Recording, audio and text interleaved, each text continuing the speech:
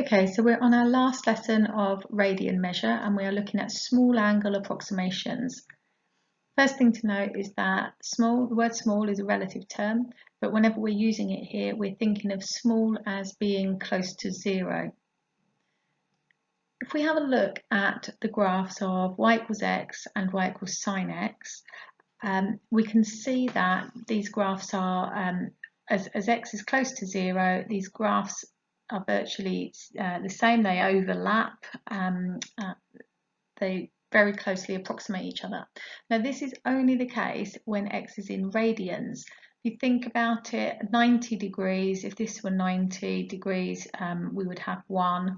Sine of 90 is 1. Well, sine of pi over 2, so about 1.6 here. Sine of 1.6 would be up here. In degrees, however, it looks very different. It wouldn't reach 1 until we got up to 90 degrees over here. So while in radians, our graphs are very similar and we get this approximation, sine x is approximately x, it does not work in degrees. We have similar approximations for cos and tan, and you can see here that so when theta is small and measured in radians, sine x is approximately x, y equals x. Here, y equals 1 minus x squared over 2. And here, tan x is approximately x, or here. So when theta is small, measured in radians, sine theta is approximately theta, tan theta approximately theta, and cos theta 1 minus theta squared over 2. Now these approximations are given to you in the formula booklet, but I would recommend that you learn them as well. In chapter 9, we're going to use these approximations to differentiate from first principles the trig functions sine and cos, and we will find that the derivative of sine is cos and the derivative of cos is minus sine. So whenever we're differentiating or integrating trig functions, it is basically reliant upon that angle being in radians. There's loads of real-life applications of calculus of trig functions, and so that's why radians tends to be the default angle measure when we get to higher level maths. I was trying to think of trying to find out some of these real-life applications for you, but it's pretty much a lot of physics, any kind of electrical engineering where you're modelling periodic motion, waves. So it could be ocean waves, it could be optics. If you've got oscillations, modelling oscillations as they dampen down, and then found some work on the smart heating in your homes. Use something called proportional, integral and differential control loops, PID loops, and I believe it uses it in there. So lots of applications, many of which will be beyond me. Okay. So here's a really nice geometric proof that sine theta is approximately theta. I mean, you can see it from the graphs that I've just shown you, and that's fine. That's a geometric proof enough in itself. But if we have a look at this picture, we can consider the area of sector OAB. Sector area is a half r squared theta.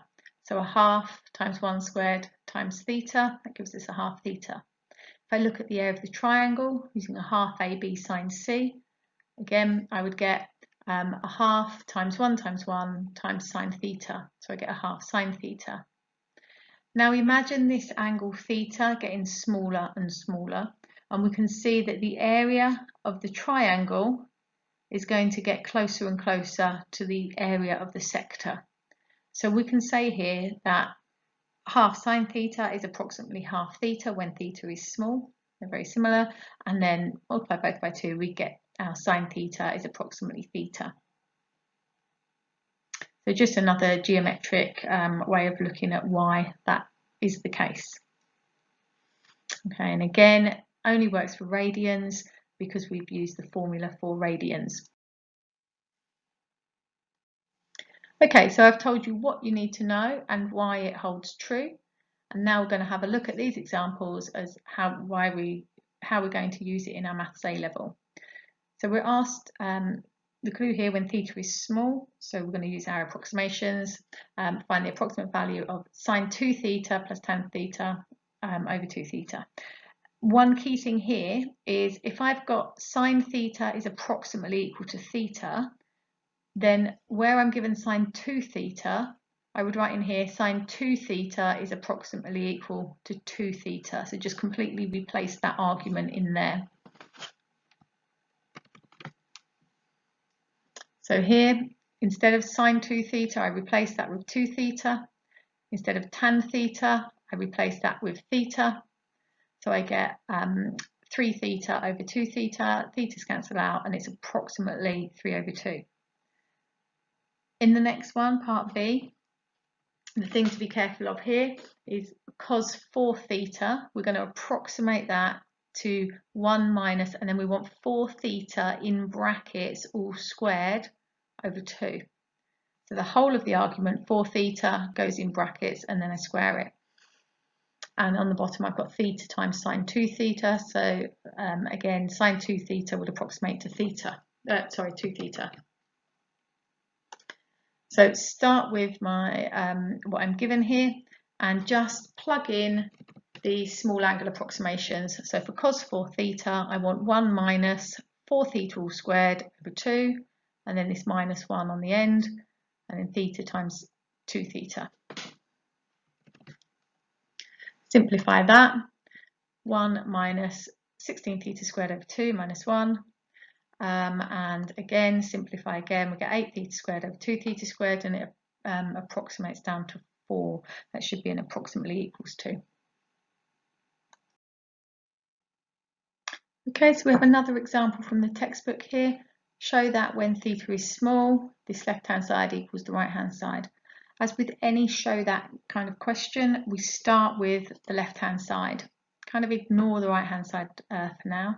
Our clue is that when theta is small, so we're going to use these small angle approximations.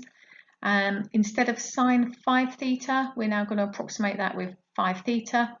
Instead of tan 2 theta, we can approximate with 2 theta, and then the cos 2 theta is 1 minus 2 theta all in brackets squared over 2, and now we simplify that. So if you simplify that, that takes us down to 7 theta minus 1 plus 2 theta squared as required. Part B, hence state the approximate value of the left-hand side for small values of theta. Okay, so look at the right-hand side. When we're talking small values of theta, we're talking about being close to 0. So we can pretty much approximate theta by 0 and 2 theta squared by 0. We can say that both those terms, 7 theta and 2 theta squared, tend towards 0. So the approximate value is what is left, which is minus 1. There is a really good exercise I'd like you to do at this point. If you plug into your calculator sine 5x plus tan 2x minus cos 2x, choose some values for x, and then use the calculate function, calculate button, and it will evaluate it for you. As you make x smaller, so you could choose x is 0.5, then 0.05 or 0.0024, whatever. Choose some small values for x. You'll see how small you have to go before minus 1 becomes a good approximation. So pause there, have a go at that. It's quite a nice thing to do. Okay, that's enough. That should be everything now for exercise 5F. As usual, please email if you are experiencing any questions or difficulties with this exercise. Thank you.